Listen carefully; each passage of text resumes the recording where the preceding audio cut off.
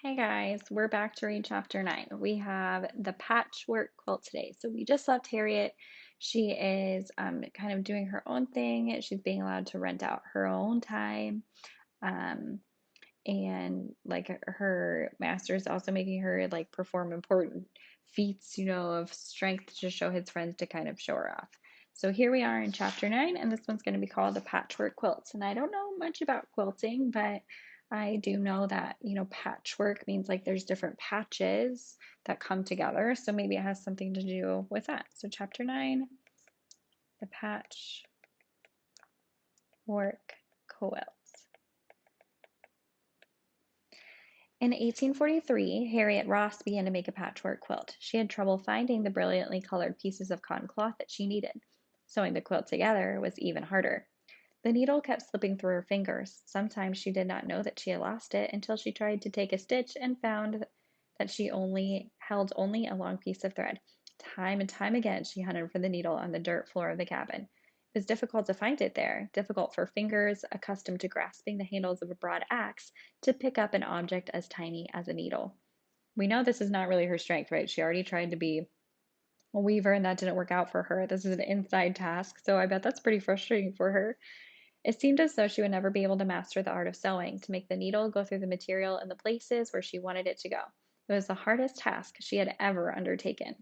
All right, so I'm going to stop here because we're near the end of the page. She is trying to sew a quilt, and it's like the hardest task ever. Hardest task ever for her, right? I would think that like lifting great boulders above my head would be a harder task, but that's her kind of thing. Yet as the quilt pattern developed, she thought it was as beautiful as the wildflowers that grew in the woods and along the edge of the roads. The yellow was like that of the Jerusalem flower, and the purple suggested motherwort, and the white pieces were like water lilies, and the varying shades of green represented the leaves of all the plants and the eternal green of the pine trees. For this was no ordinary quilt, it would be trousseau, and the entire contents of what under different circumstances would have been a hope chest. So I do know a hope chest. A hope chest is usually what a woman gives a man when she is marrying him. So it's usually filled with like quilts and tablecloths and like linens for your new house. Harriet had fallen in love. She was going to marry a young man named John Tubman. He was a tall, well built fellow with a ready laugh and a clear, lilting whistle. Okay, so she's doing this. I'm going to put like, it's like these flowers, these beautiful flowers. That's what she compared it to, flower colors, right? And it's for, I'm going to put a chest because she is going to get married. Obviously, they didn't have diamond rings, but that to me means she's marrying. And who is she marrying? John Tubman. That's where the Tubman comes in, Harriet Tubman. When she worked on the quilts, head bent, awkward fingers guiding the needle carefully through the material, she experienced a strange, tender feeling that was new to her. The quilt became a symbol of the life she would share with John. She thought about him while she sewed, how tall he was, how sweet the sound of his whistling. Okay, it's mentioned whistling twice, so I'm going to put he's a good whistler. We know she's a good singer. It's like a match made, and she really seems like she's like in love with him. It's cute. She thought about him while she sewed, how tall he was, how sweet the sound of his whistling. She was so short that she had to look up to him. She looked up for another reason, too. He was free. He had always been free. Yet he wanted to marry her, and she was a slave. So she felt humble, too. Okay, so he whistles. Why did I say whistlers? Whistles. He's tall. She's short. And he's free. Above all, he is a free man. They were married in 1844. Harriet went to live in his cabin, taking with her one beautiful possession, the patchwork quilt. The knowledge that she was still a slave bothered her more and more. If she were sold, she would be separated from John. She truly loved him. She had asked him how he came to be free. He said it was because his mother and father had been freed by their master at the time of master's death. Okay, so I mean, that's what Master Baroda had promised, and he didn't deliver. So it seems like John Tubman's parents did deliver, or their master delivered on that. And I can see why she would be more and more frustrated by the fact she's a slave, because what if she was sold? She doesn't have control over that, and then she'd be separated from her husband. This made Harriet wonder about her own family, especially old Rit, who was forever talking about the promises of freedom that had been made to her. She paid $5 to a lawyer to look up the wills of the various masters to whom old Rit had belonged. It had taken her years to save $5. She hoarded pennies to accumulate such a sum, but it seemed to her that information she received was well worth the cost. She found that old Rit had originally been willed to a young woman named Mary Patterson, with the provision that she was to be freed when she was 45. Mary Patterson died shortly afterwards, still unmarried. According to the lawyer, old Rit should have been freed long ago. Instead, she remained a slave, and so, of course, her children were slaves. Old Rit had been sold and resold many times. Okay, so for $5 to a lawyer, she found out that Rit was supposed to be free at 45. But the master died, and I'm just going to say it didn't happen. Obviously, we know it didn't happen. Old Rit's still a slave. After that, Harriet grew more and more discontented. She felt that she was a slave only because old Rit had been tricked and deceived years ago. I mean, I guess that's kind of true. On the other hand, though, like old Rit might have not married her dad and she might not exist too. So I guess you have to kind of take it either way. Times were hard the year that Harriet married John Tubman, and the next year too. In the quarter, she heard a great deal of talk about the reasons for this. One of the house servants said the trouble was due to the difference in the price of cotton. Dr. Thompson had said so. He said cotton brought 13 cents a pound in 1837, and when it was high, the slave traders paid as much as $1,000 for prime field hands. Then cotton started going down, down, down until now in 1845 it was bringing only 5 cents a pound, and the slave traders gave less than $500 for young, strong slaves. All right, let's see if I can get my iPad back working.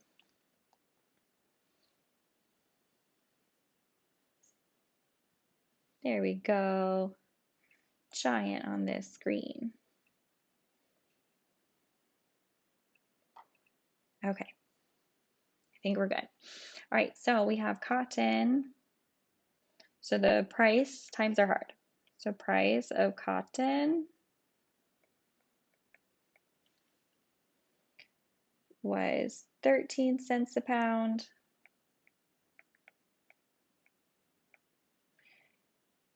And now we're down to 5 cents, so that's less than half.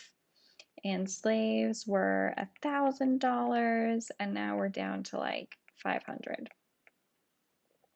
So again, half. Harry decided that from the dilapidated look of the plantation, fields lying fallow, the big house in need of repair, Doc Thompson would soon be selling slaves again. He wouldn't be able to get much for them in Maryland, so in spite of the old master's will, he would sell them south. So we know the rule was from the will that they were not allowed to be sold south. However, I mean, he's dead. What can he really do about it? She told John Tubman this. Every time she said it, she spoke of going north, of running away, following the North Star. He warned her against such foolishness. What would she find there that she didn't have here? She hired her time, and so she always had a little money of her own. They had a cabin to themselves. Maryland was a good place to live. It never got too cold. There were all the coves and creeks where one could fish and set traps. He said that if she went north, she'd freeze to death. Besides, what happened to the ones who went there? None of them came back to tell what it was like. Why was that? Because they couldn't. They died there. They must have. If they were still alive, they would have returned to show the way to some of the rest of the slaves. None returned, none sent backward. What would she have there that she didn't have here? Okay, so she wants to run away, but John thinks, I'm going to say Maryland is good, happy, and all the slaves who run away end up dead. I mean, they don't come back, so they must be dead. What other reasonable explanations are there? Which is kind of ridiculous. Her reply was always the same: I'd be free. So he says that, and Harriet has that drawl of freedom. She told him about the dreams she had, how night after night she dreamed that men on horseback came riding into the quarter, and then she heard the shrieks and screams of the women and children as they were put into the chain gang, that the screaming of the women made her wake up. She would lie there in the dark of the cabin, sweating, feeling cold because the fire was out, and the chill from the dirt floor seemed to have reached her very bones, and though awake, she could still hear the echoes of the screams. That sounds like a terrible nightmare. When she went back to sleep, she would dream again. This time she was flying. She flew over cotton fields and cornfields, and the corn was ripe, the tassels waving all golden brown in the wind. And then she flew over Cambridge and the Choptank River, and she could see the gleam of the water like a mirror far down under her. And then she came to a mountain and flew over that. At last she reached a barrier. Sometimes it was a fence, sometimes a river, and she couldn't fly over it. She said, "It appeared like I wouldn't have the strength, and just as I was sinking down, there would be ladies all dressed in white over there, and they would pull out their arms and pull me across." Okay, this is a long dream. So first she had nightmares of the chain gang. I'm going to put slaves tied together. And then she'd have a dream that she was flying. So I'm going to make her kind of like a Superman over the rivers and the mountains. And then she'd come to a barrier, like a fence. I'm going to draw like a fence here. She would go, and people would pull her over. John Tubman disliked these dreams. When she retold them, her husky voice pitched low, she made them sound as though they were really, or as though they really had happened. They had really happened. He thought this showed how restless and impatient she had become. He laughed at her finally. He said that she must be related to old Cujo, who was so slow-witted he never laughed at a funny story until a half hour after it was told, because only a slow-witted person would have the same dream all the time. That's kind of mean. In spite of his derision, she kept telling him about her dreams. She said that on clear nights the North Star seemed to beckon her. She was sure she could follow that star. They could go north together. Then she would be free too. Nothing could part them then. He decided he would put an end to this talk of escape of the North and freedom. I'm going to add the North Star kind of to remind me. It's like drawing her in. He asked what she would do when the sky was dark. Then how would she know which way was north? She couldn't read the signs along the road. She wouldn't know which way to go. He would not go with her. He was perfectly satisfied where he was. She would be alone, in the dark, in the silence of the deep woods. What would she eat? Where would she get food?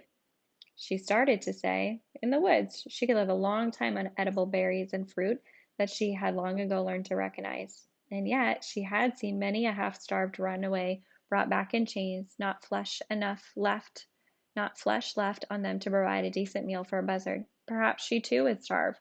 She remembered the time she ran away from Mrs. Susan's and crawled into a pig pen, remembering the squealing and grunting of the pigs, the slops thrown into the trough, and fighting with the pigs, pushing them away to get at the trough. After 4 days, she had been indistinguishable from the pigs, filthy, foul-smelling, and starving. So she had gone back to Miss Susan.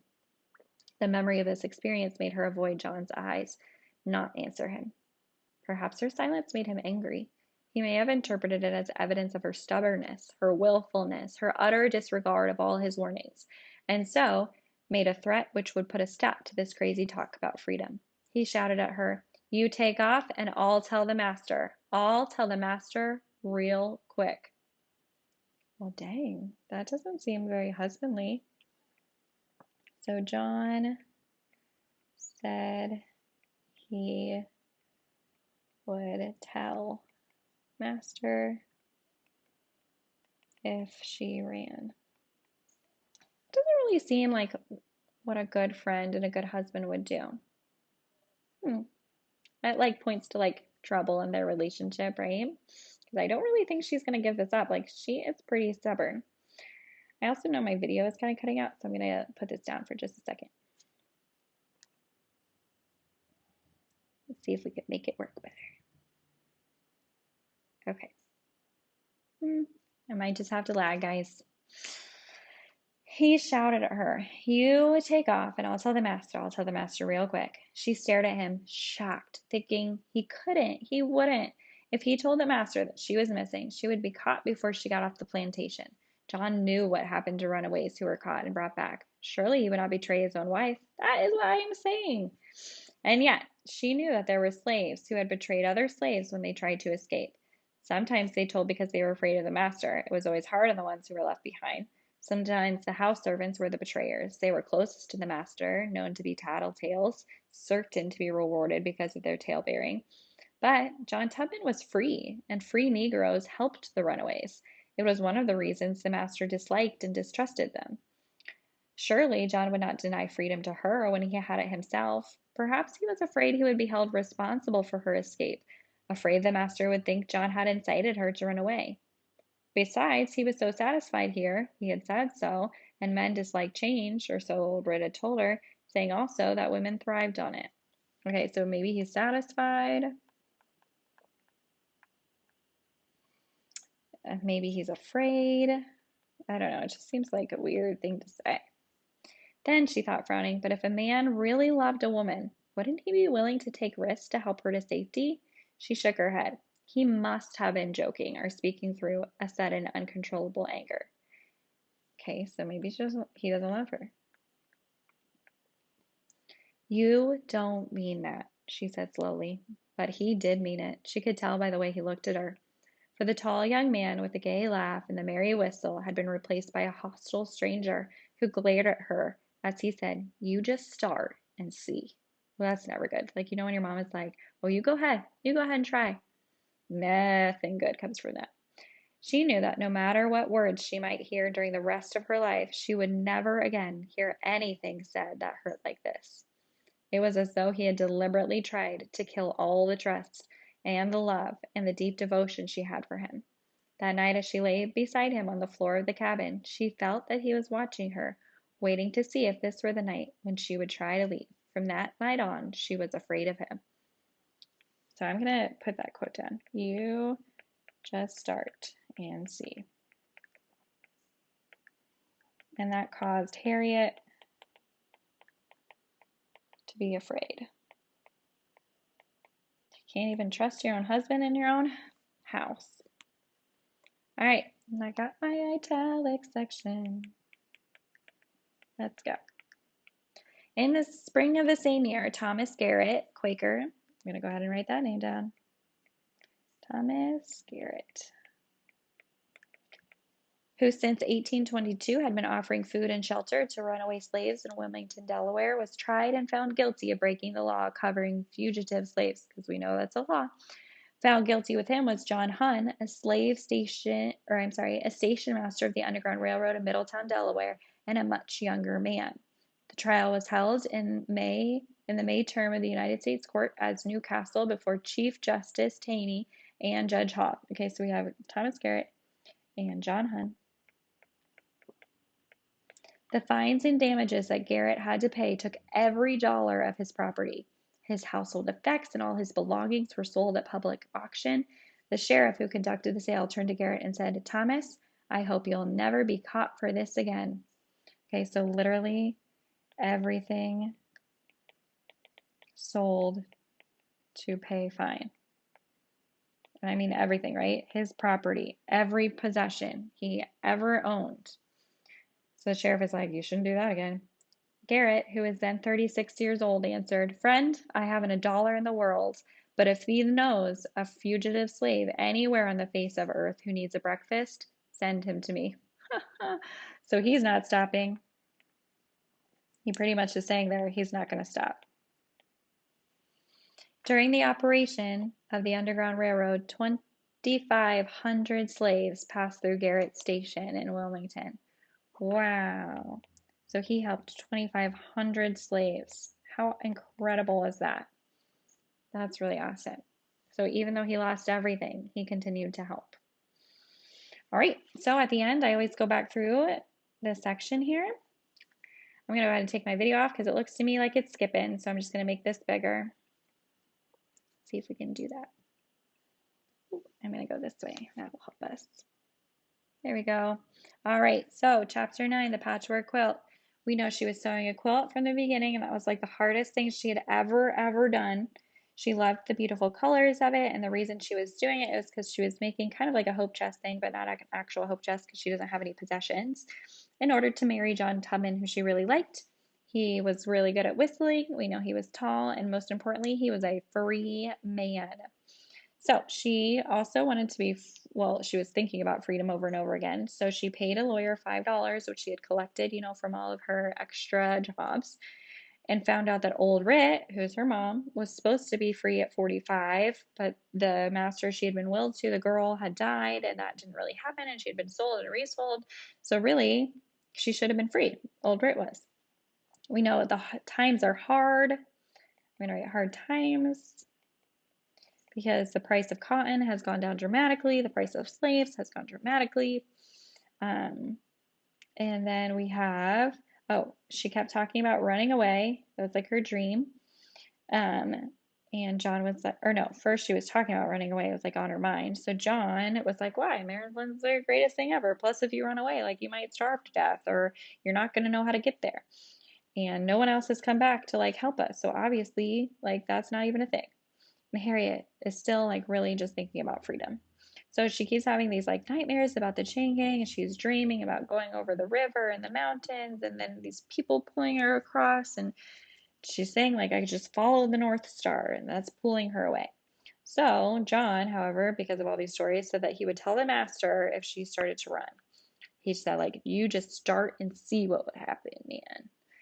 And we don't know, like, is he just like really satisfied where he's at? Is he just afraid to lose her? Does he not really love her? But in the end, it doesn't really matter the reason why. We just know that like Harriet is afraid. The italic section, it talked about Thomas Garrett and John Hunn, who were like station masters, but it really focused on Thomas Garrett here, who had to sell everything he owned to pay the fine for helping the slaves get caught, or helping the slaves on the Underground Railroad. If you don't remember that he's part of the Underground Railroad, you could also like draw yourself a little train. But he didn't stop, and he ended up helping 2,500 slaves. So that's awesome. So that's kind of, the end of our chapter. That was chapter 9. Hopefully you have your notes and you are ready for that quiz. I will see y'all later.